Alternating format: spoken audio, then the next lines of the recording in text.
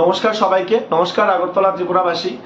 আজকে আমি আপনার সাথে, আমার নাম সম্রাট Das, founder on CEO codearjuntechnologies.com, এবং আমাদের একটা যৌথ সমন্বয়ে উইথ নীলজ্যোতি ট্রাভেলস। আপনারা সবাই দেখেছেন আমাদের ত্রিপুরার সবচেয়ে বড় এবং বিশেষভাবে পরিচিত নীলজ্যোতি ট্রাভেলস, যে ট্রাভেল এজেন্সির কথা আমরা সবাই শুনি এবং আমরা বিভিন্ন জায়গায় আমরা দেখি রোডে ওদের গাড়ি।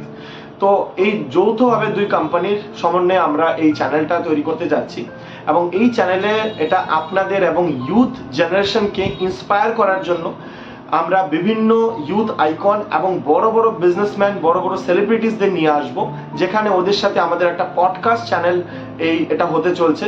এবং এই পডকাস্টের মাধ্যমে ওদের যে সাকসেস স্টোরিজ, ওরা যা যা প্রবলেম ফেস করেছে, আপনারা কিছু জিনিস শিখবো এবং জানতে চাইবো। আস্তে আস্তে এটা আমরা একটা বড় পডকাস্ট চ্যানেলে আমাদের যাওয়ার ইচ্ছে আছে, এবং যেটা ত্রিপুরার সমস্ত ইউথকে, সমস্ত ছোট বড় সবাইকে যাতে ইন্সপায়ার করতে পারে, ওরা যাতে একটা অনুপ্রেরণা পেতে পারে বড় বিজনেসম্যান এবং বড় সেলিব্রিটিদের থাকে, ওটাই আমাদের একটা চেষ্টা থাকবে। এবং আপনাদের থেকে একটা সবচেয়ে বড় যে জিনিসটা আমি চাইবো, উইচ ইজ এই ভিডিওটাকে আপনারা যারাই দেখছেন এবং যথেষ্ট আমাদের সাপোর্ট করুন, ভিডিওটাকে শেয়ার করবেন যতটা আপনারা পারছেন, এবং আমাদের এইভাবেই আপনারা একটা সাপোর্ট করতে পারেন। আমাদের ফার্স্ট আজকের পডকাস্টে যিনি থাকবেন, ওনার নাম হচ্ছে সঞ্জীব আচার্যি, এবং উনি হচ্ছেন কর্ণধার নীলজ্যোতি ট্রাভেলসের, এবং ওনাকে দিয়ে আমরা এই পডকাস্টটা আজকে শুরু করব। নমস্কার সবাইকে, আমাদের সাথে আছে আজকে সঞ্জীব আচার্যি, এবং সঞ্জীব আচার্যি আমার খুব ক্লোজ। উনি কর্ণধার নীলজ্যোতি ট্রাভেলসের, আপনারা সবাই নাম শুনেছেন, এবং ওনার সাথে খুব দাদা ভাইয়ের সম্পর্ক। এবং সঞ্জীবদা থেকে আমরা জানবো ওনার জার্নি সম্পর্কে। সঞ্জীবদা, একটু যারা তোমাকে জানে না, সেটাও খুব লিমিটেড মানুষ হবে ত্রিপুরায় যারা জানে না, সেটার মধ্যে 1%-এর জন্য বলে দাও যে তুমি অ্যাকচুয়ালি কে এবং নীলজ্যোতি ট্রাভেলস সম্পর্কে। নমস্কার, আমি শ্রী সঞ্জীব আচার্যি। আমার পরিচয় হচ্ছে, আমি নীলজ্যোতি ট্রাভেলসের একজন, কি বলবো এটাকে, ওনার প্রপার্টারশিপ তো বলবো না, ফাউন্ডার হিসেবে কাজ করছি। 2007-এ আমার জার্নি শুরু, আগস্টের 17 তারিখ।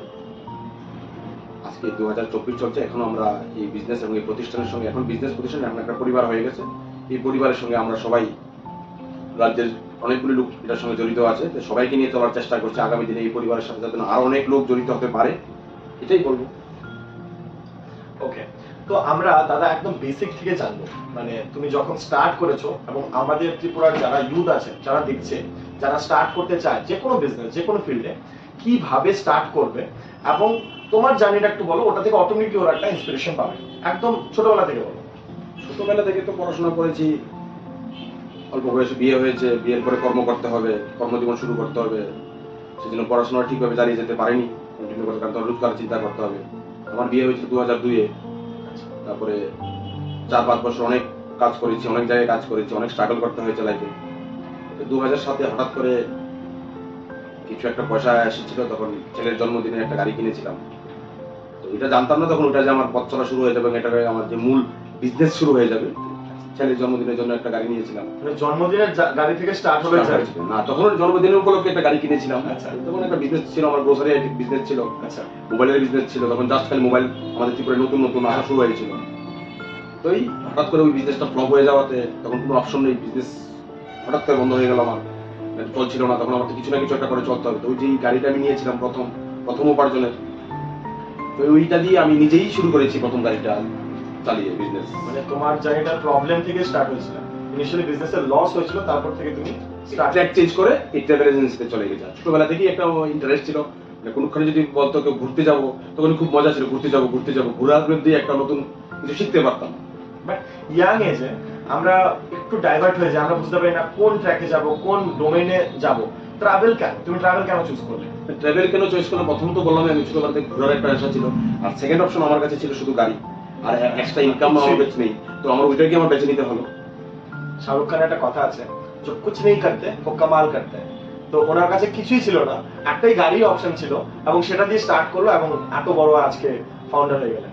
ওকে, তারপর একটু এগিয়ে যাই স্টোরিটাকে। ঠিক আছে, স্টার্ট হলো, এবং স্টার্ট হওয়ার পরও জেনারেলি এরকম হয় না যে ইনিশিয়ালি বিজনেস স্টার্ট করে পিক আপ ধরে নেয়। বিজনেসে অনেকগুলো প্রবলেম আসে, এবং তুমি যেই ফিল্ডে আছো এই ফিল্ডে অনেক কম্পিটিটরসও আছে, এবং তখনকার টাইমে লোকের মাইন্ডসেট ছিল না যে গাড়ি রেন্টে নেবো বা এরকম কিছু পাওয়া যায়। তো এটা কিভাবে অতিক্রম করো? প্রথম কথা হচ্ছে যে কোনো বিজনেস শুরু করতে গেলে যে যার মতো করে বিজনেস করে, যে যেটাই ভালোবাসে, ওর মধ্যে ধৈর্য থাকতে হবে, প্যাশন থাকতে হবে, তাহলে বিজনেসটাকে এগিয়ে নিতে হবে। আজ হবে না, কাল হবে না, পরশু হবে না, কিন্তু হবেই ধৈর্য যদি থাকে। তা আমি যখন প্রথম শুরু করলাম তখন আমারও একদিন হতো, আরেকদিন হতো, কারণ প্রথমত আমার গাড়ি ইএমআই চালাতে হতো, আমার ফ্যামিলিকে চালাতে হবে। একদিন, দুদিন, 3 দিন, 4 দিন, 5 দিন করতে করতে করতে শুরু হলো। ওকে, ওকে, মানে ইএমআই এর স্ট্রাগলটা তুমিও ফেস করেছি। ওকে, তো একটা গাড়ি দিয়ে স্টার্ট হলো, এবং সেটা তোমার ফার্স্ট যে ক্লায়েন্ট ছিল, মানে ওটা কি ত্রিপুরা থেকে ছিল না বাইরে থেকে? ত্রিপুরা থেকে ছিল। ত্রিপুরা থেকে ছিল। ওকে, এবং তারপর থেকে আস্তে আস্তে আজকের দিনে তো আই গেস মানে 500 এর উপর গাড়ি হবে। তুমি একটু নাম্বার 500 না হলো এখন আমাদের এজেন্সিতে টোটাল, হ্যাঁ, আমাদের নির্যাতি পরিবারের সঙ্গে জড়িত আছে 500 উপরে গাড়ি আছে। 500 এর উপরে গাড়ি আছে। হ্যাঁ, তো এই একটা থেকে 500 যে জার্নিটা, এবার পিওর বিজনেসে তুমি এবার কথা বলো যে কিভাবে তুমি এই জার্নিটা করছো। সবগুলি গাড়ি তো আমার নিজের না, আর আমার সঙ্গে যারা যে ইয়ং জেনারেশন তারা অনেকে একটা গাড়ি নিয়ে আসছে বিজনেস করতে, কেউ গাড়ি কিনে নির্যাতি ট্রাভেলসের সঙ্গে জড়িত হতে চায়। এইভাবে আমাদের সংখ্যাটা বেড়েছে। আমার মানে নির্যাতি ব্যক্তিগত যদি করা হয় 76 আজকে ডেটে গাড়ি। 76 টোটাল ওটাও হিউজ নাম্বার আজকে ডেটে। আচ্ছা, এবং সবগুলো গাড়ি তুমি ইএমআই ইএমআই তো নিতে হয়, ইএমআই লোন রিকভারি করেছি, কিছু কিছু লোন চলছে এখন। আচ্ছা, তো এবার একটু টুরিস্ট পার্সপেক্টিভে আমরা বলি। তো টুরিস্টরা আজকে প্রধান আকর্ষণ হচ্ছে, মানে আগে টুরিস্টরা এতটা আসতো না নর্থ ইস্টের দিকে, স্পেশালি ত্রিপুরার দিকে, বাট এখন খুব বেশি ট্রাভেল গ্রো করছে। এখন এই স্পট গুলো খুব বেশি, গভর্নমেন্টও খুব বেশি হেল্পফুল হচ্ছে এই দিকটাতে। তো তুমি কি মনে করো আগামী 5 ইয়ার্সে আমাদের ত্রিপুরার যে টুরিস্ট প্লেটটা আছে, যে ট্যুরিজমের দিকটাতে কতটা গ্রোথ হতে পারে? প্রথম কথা হচ্ছে টুরিস্ট ত্রিপুরার অনেক প্রসপেক্টিভে আছে। ত্রিপুরার যে অনেক কিছু আছে দেখার, যারা মানুষ দেখেনি এতদিন বা প্রচারে আমরা নিতে পারিনি, এখন রাজ্য সরকার অনেকগুলি প্রচারে নিচ্ছে, যে কারণে মানুষ ত্রিপুরা সম্বন্ধে জানতে পেরেছে। যেমন ধরো তোমাকে দিয়ে বলছি, তুমি হয়তো কাশ্মীর করে নিয়েছো, তুমি উত্তরাখণ্ড করে নিয়েছো, তুমি কেরালা করে নিয়েছো, তুমি নর্থ ইস্ট ঘুরতে আসো। কারণ নর্থ ইস্ট সম্বন্ধে তোমার জানা ছিল, নর্থ ইস্ট সম্বন্ধে তোমার ধারণা ছিল ওখানে পাহাড় পর্বত, কিন্তু না, এখন নর্থ ইস্টে অনেক কিছু হয়েছে। নর্থ ইস্ট এখন সবটি রাজ্যের মধ্যে আমাদের এয়ারপোর্ট হয়ে যাচ্ছে, ট্রেন চলে আসছে, মানুষ আস্তে আস্তে কানেক্টিভিটি যত ইজি হচ্ছে, মানুষ হচ্ছে ত্রিপুরা ইজি করতে। আরেকটা জিনিস ত্রিপুরার সবচেয়ে বড় জিনিস হচ্ছে ত্রিপুরাতে মানুষ অনেক সস্তায় ঘুরতে পারে। এটা হচ্ছে ভ্রমণ পিপাসীদের জন্য সবচেয়ে সুখবর। বিশেষ করে আমাদের রাজ্যে পশ্চিমবঙ্গের মানুষ বেশি আসে, ভুবনেশ্বরে আসে, গুজরাট এবং মহারাষ্ট্রে, এবং ওরা যখন আসে আমাদের ফিডব্যাক দেয় ত্রিপুরাতে অনেক, বাইরের রাজ্যগুলি থেকে ত্রিপুরাতে অনেক কম খরচায় তারা ঘুরতে পারে। এটা একটা আমাদের প্লাস পয়েন্ট। আজকে আমাদের পডকাস্ট বাইরে থেকে, বহিরাজ্য থেকে যারাই বাঙালিরা দেখছেন বা নন বেঙ্গলিরা যারা বুঝতে পারেন বাংলা ভাষা, আপনারা এটা জেনে রাখবেন ত্রিপুরার মধ্যে খুব কম খরচে আপনি ভালো ভালো জায়গা ভিজিট করতে পারবেন, এবং এত ফ্রেন্ডলি কালচার, এত ভালো মানুষ পাবেন ওখানে। বাইরের রাজ্যের মতো আপনাদের প্রবলেম গুলো ফেস করতে হবে না, যে লোকালকে ওরা এতটা গাইড করছে না। যে কোনো জায়গায় দাদা, আমরা বাইরে পড়াশোনা করেছি, লোকজন ত্রিপুরা সম্পর্কে জানতো না। আমি যখন 2013-এ পাস করি তখন লোকজন জানে না যে অ্যাকচুয়ালি ত্রিপুরা কোথায়, কোন স্টেট থেকে এসেছি। নর্থ ইস্ট বলতাম, শুধু বুঝতো আসাম, গুয়াহাটি। তো আমাদের ওটাই বলতে হতো যে গুয়াহাটির পাশে একটা রাজ্য, ওটা এত নলেজও নেই। আজকে আমাদের বড় বড় সিঙ্গার, বড় বড় অ্যাথলিট বেরিয়েছে, তারপর আস্তে আস্তে জানতে পারবো। অ্যান্ড ট্যুরিজমের দিকে এখনো আন্ডার কাভার্ড, এখনো জিনিসটা ওপেন আপ হয়নি আস্তে আস্তে। তো আপনারা যারা দেখছেন আসতে পারেন, এবং ত্রিপুরার লোকাল কালচার, লোকাল মার্কেট খুবই ভালো, এগুলোকে এক্সপ্লোর করুন। ঊনকোটি স্পেশালি আপনারা যেতে পারেন, উজ্জয়ন্ত প্যালেস আছে, আপনারা উদয়পুর মাতা বাড়ি, এবং বিভিন্ন জায়গা আছে, আপনারা যেতে পারেন। ওকে, আমরা ট্র্যাক থেকে ডিস্ট্রাক্ট হব না। আচ্ছা, তো এবার একটা ট্যুরিস্ট যখন আসে, জেনারেলি ট্যুরিস্টরা নীলজ্যোতি ট্রাভেলসে তো এখন আসছে, বাট কেন আসবে? মানে নীলজ্যোতি ট্রাভেলস বাকি যে কোনো ট্রাভেল এজেন্সি থেকে আলাদা কি করে, তুমি এটা একটু বলে দাও। না, প্রথম হচ্ছে আলাদার কিছু নেই। এখানে আমাদের রাজ্যে অনেকগুলি ট্যুর অপারেটর আছে, সবার কাছে আসে। প্রত্যেকে আমাদের বিজনেস স্ট্র্যাটেজি এক একজন এক এক রকম ভাবে আমরা মানুষের কাছে পৌঁছাই। যার যার এখন দুনিয়াটা হচ্ছে সব সোশ্যাল মিডিয়ার মার্কেটিং। সোশ্যাল মিডিয়া মার্কেটিং যে যতগুলি পৌঁছাতে পারবো প্রত্যেকটা টুরিস্টের কাছে, ওর কাছে ভিজিট বেশি হবে। আর নীলজ্যোতি ট্রাভেলসের কাছে কেন আসবেন, এই প্রশ্নটা হচ্ছে, প্রথম কথা হচ্ছে আপনাদের কাছে আমাদের কমিটমেন্ট। আমরা সেফ অ্যান্ড স্মার্ট সার্ভিস আপনাদের দিচ্ছি। কমিটমেন্ট যেটা আমাদের টুরিস্টের প্রতি থাকে, নর্মাল প্যাসেঞ্জারের প্রতি থাকে, এই দায়বদ্ধ থেকে আমরা একদম পিছিয়ে সরছি না, এবং সরবো না আগামী দিন। আমাদের মূল মন্ত্র এটাই, সেফ অ্যান্ড স্মার্ট। আর আমাদের নীলজ্যোতি ট্রাভেল এজেন্সির ট্যাগলাইন যেটাকে বলা হয় রিলেশন অফ ফ্রেন্ডশিপ, ভালোবাসাই বন্ধুত্ব। আমাদের ভালোবাসাটা অটুট থাকুক, আপনারাও আমাদের ভালোবাসা দেবেন, আমরাও আপনাদের ভালোবাসা দেবো, এটাই আমাদের মূল মন্ত্র। এবার আপনি বলুন তাহলে, ঠিক আছে আপনি যাচ্ছেন, কিছু কিছু স্পেসিফিক স্ট্র্যাটেজি নিশ্চয়ই আপনি আপনিয়েছেন, শুনিয়েছি, এবং সেই স্ট্র্যাটেজি গুলোর মধ্যে কিছু কিছু যেগুলো বলা যায় আর কি পাবলিকলি, এবং যে ইউথ জেনারেশন আছে যারা বিজনেসে ইন্টারেস্টেড বা ট্রাভেল ইন্ডাস্ট্রিতে যেতে চাইছে বা নীল জ্যোতির সাথে কানেক্ট হতে চাইছে, ওদের একটা গাড়ি নিয়েছে, এত রিসোর্সেস নেই যে গাড়িটাকে নিজে দিয়ে ট্রাভেল এজেন্সি করবে, নীল জ্যোতির সাথে যুক্ত হতে চাইছে, ওদের জন্য একটা মেসেজ আপনি দিন। ওদের জন্য ওরা যদি বিজনেস করতে চায়, বিজনেস মেন্টালিটি নিয়ে, একটা হচ্ছে কেউ গাড়ি নিল, যেমন তুমি একটা গাড়ি কিনলে, সেটা যেটা আমি শখ করলাম, বিজনেস করলাম, দুটো কিন্তু একসঙ্গে হবে না। হ্যাঁ, ঠিক আছে, কিছু সময়ের জন্য হতে পারে, কিন্তু সবসময় হবে না। যে বিজনেস করবে ওর প্রথম দায়বদ্ধ থাকবে যে হ্যাঁ আমি গাড়িটা নিয়েছি, এটা দিয়ে আমি বিজনেস করবো, করে ইএমআই উঠাবো, বাবা মায়ের যদি টাকা দিয়ে থাকে বাবা মাকে টাকাটা রিটার্ন করবো, বা আমি যদি নিজে পয়সা উপার্জন করে থাকি, করে গাড়িটা নিয়ে থাকি, এটা দিয়ে আমি স্মুথলি রানিং করবো, করে আমার বিজনেসটাকে দাঁড় করাবো। নিউজ এজেন্সির কাছে আসুক বা অন্য কোনো এজেন্সির কাছে যাক, যাতে গাড়িটা সবসময় ওই এজেন্সির সাথে ঠিকভাবে জড়িত থাকে এবং ড্রাইভারদের আগে ওনারও যদি কমিটমেন্ট ঠিক থাকে। এবং মেইন সবচেয়ে বড় সমস্যা যেটা আমাদের এখানে মেইন হচ্ছে টাইমিং। তুমি যদি আমাকে বলো সকাল 6টায়, আমি যদি তোমার কাছে 6:30 আসি, তুমি একদিন আমার জন্য অপেক্ষা করবে, প্রত্যেকদিন করবে না, তুমি আমার থেকে অটোমেটিক ডিরেক্ট হয়ে যাবে। টাইমিং এ আপনারা একদম টাইমিংটাই মেইন। তো আপনি যেরকম ভাবে বললেন, পুরো সমস্ত কিছু যদি দেখি তাহলে তো অনেক, এখন তো আমাদের সংখ্যাটা টিম মেম্বার অনেক বড় হয়ে গেছে। তো কতজনের মোটামুটি নিউজের টিম রয়েছে? আমাদের টিম অ্যাকচুয়ালি যদি আমরা টিম বলি তাহলে প্রত্যেকেই আমরা টিম, আমাদের সাথে যারা রয়েছে প্রত্যেকে একজন টিম। মানে স্পেসিক্যালি হ্যাঁ, কিছু কিছু অর্গানাইজেশনে কিছু কিছু আমার নিয়োজিত ফ্যামিলিতেও এক একজনের এক একটা দায়িত্ব পালন করতে হয়, এটা তো ঠিক, এটা তো অবশেষে কিছু নয়, কিন্তু আমরা প্রত্যেকেই একত্রিত এবং প্রত্যেকের সাথে প্রত্যেকে আমাদের কমিটমেন্ট কানেকশন সব অটুট আছে এখন পর্যন্ত। তাহলে এত বড় যে পরিবার, এত বড় একটা ফ্যামিলি, ওটাকে মেনটেন করাটাও খুব ডিফিকাল্ট। তো মাঝে মাঝে অবশ্যই একটু ফ্রাস্ট্রেশনে চলে যান বা চাপ থাকে, প্রেশার থাকে। তো অ্যাজ এ বিজনেসম্যান আপনি কিভাবে ম্যানেজ করেন এত ড্রাইভার, এত team member? I guess 100 above তো অবশ্যই, 200 অ্যাবাভ হবে। রুলস যেটা থাকে যেটা তো আমাদের প্রত্যেকটা সকালবেলা একটা, আমাদের এই বিজনেসের মধ্যে যারাই দেখছেন প্রত্যেকেই জানেন, এই বিজনেসের মধ্যে একটা সকালবেলায় বিশেষ করে সকাল 10টা পর্যন্ত আমাদের একটা প্রচন্ড প্রেশার থাকে। কারণ কোনো ড্রাইভার যদি আমাদের কাছে ঠিক মতো না আসে বা ওর পরিবারের কোনো সমস্যা, ও আসতে পারেনি, কিন্তু আমাদের কোনো অফিসারকে একটা কমিটমেন্ট দেওয়া, ওই টাইমে যাওয়া, তখন একটা অ্যারেঞ্জ করতে একটা মানে হসপিটালের মতো হয়ে যায় আমাদের অবস্থা। কিন্তু আমরা কোনো না কোনোভাবে যেভাবে হোক এটাকে ম্যানেজ করে আমরা আগে স্মুথ সার্ভিসটা দেওয়ার চেষ্টা করি, যাতে ওই লোকটা গন্তব্যস্থলে পৌঁছতে পারে। কারণ আমাদের শুধু এটা না যে আমাদের সঙ্গে জড়িত সকাল থেকে রাত্রে পর্যন্ত, জন্ম হলে বাচ্চা বাড়িতে নিতে হবে সেই জন্য গাড়ির দরকার, কোনো বিয়ে অনুষ্ঠানে গাড়ির দরকার, কোনো শ্রাদ্ধা অনুষ্ঠানে গাড়ি দরকার, কোনো কর্পোরেট সেক্টরে গাড়ির দরকার। তা আমাদের প্রত্যেকেরই এটা নিয়ে সজাগ থাকতে হয় যে কোন সময় ফোন আসবে, কোন সময় আমরা সার্ভিসটা কমপ্লিট করবো। এই জায়গাতে আমি একটা জিনিস আপনাদের বলে দিই, কোড অর্জুন টেকনোলজি নিউজের জন্য আমরা ওয়েবসাইট ডেভেলপ করেছি এবং খুব সুন্দরভাবে ওখানে মেনটেন করা আছে ওয়েবসাইটটাকে। সমস্ত গাড়ি ওখানে অলরেডি অ্যাভেলেবেল আছে। যদি মনে করুন কোনো এক সময় আপনারা ফোন করছেন ওদের নাম্বারে, নিচে আমি ওদের নাম্বার দিয়ে দেবো, গাড়ির জন্য আপনারা ফোন করছেন, ফোন তুলতে পারছে না বা কোনো সমস্যায় ওরা বিজি আছে, সেক্ষেত্রে আপনি ডিরেক্টলি গাড়িটা কিন্তু বুক করতে পারেন ওদের ওয়েবসাইটে গিয়ে। ওয়েবসাইটটা হচ্ছে www.niljyothitripura.com, রাইট?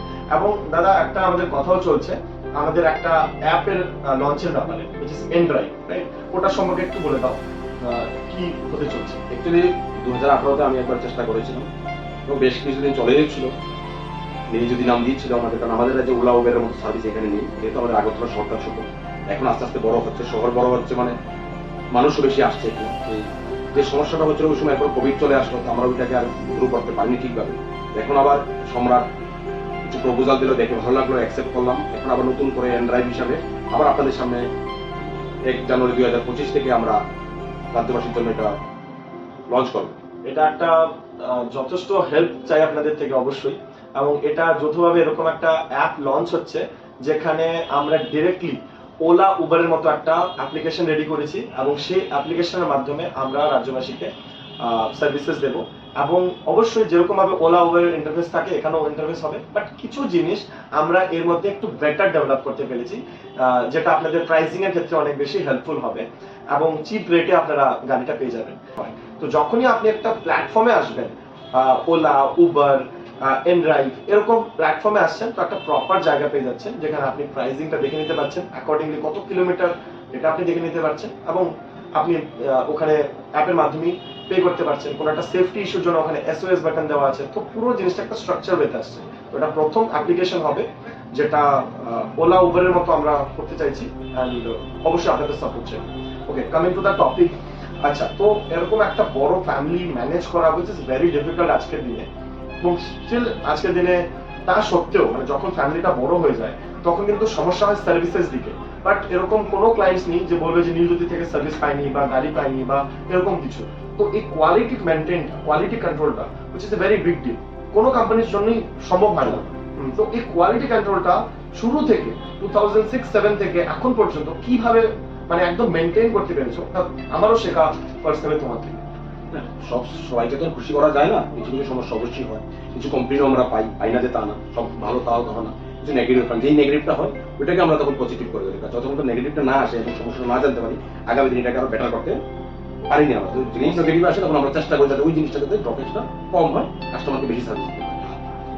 2007 থেকে আজকে পর্যন্ত যতটুকু চেষ্টা করছি, যেহেতু আমি নিজেই বিজনেসটা ম্যাক্সিমাম দেখছি, কাস্টমারের যাতে সমস্যা না হয় দেখার চেষ্টা করি, এবং আমার টিমে যারা আছে প্রত্যেকেই চেষ্টা করে, এটা শুধু আমি একা না, তারাও দায়িত্ব বেড়ে গেছে এখন, তারা তার নিজ পরিবারের সঙ্গে জড়িত, ওরাও নিজের মন থেকে কাজটা করছে, তো সেজন্য সমস্যাটা বেশি একটা হয় না।